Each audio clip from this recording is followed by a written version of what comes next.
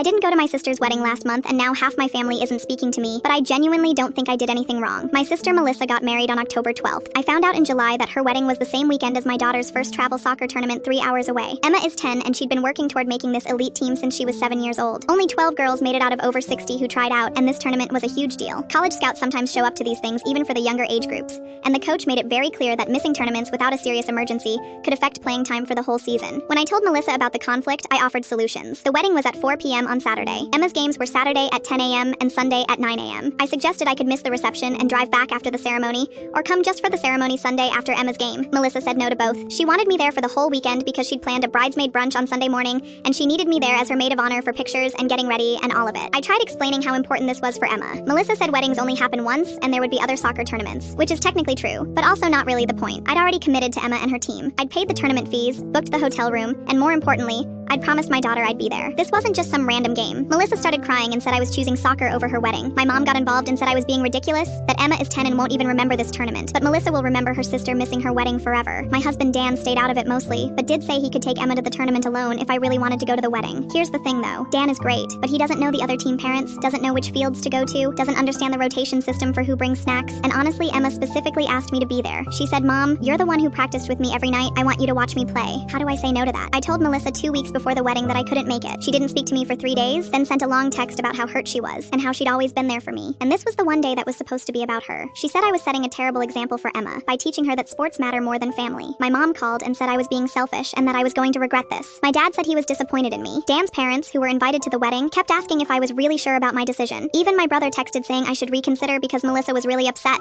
But I kept thinking about Emma at that tournament without me. She'd worked so hard, she'd given up sleepovers and birthday parties to make practice. She'd run drills in our backyard until it got dark. And yeah, she's 10, but she's also a person whose feelings and achievements matter. The weekend came and I took Emma to the tournament. She played amazing.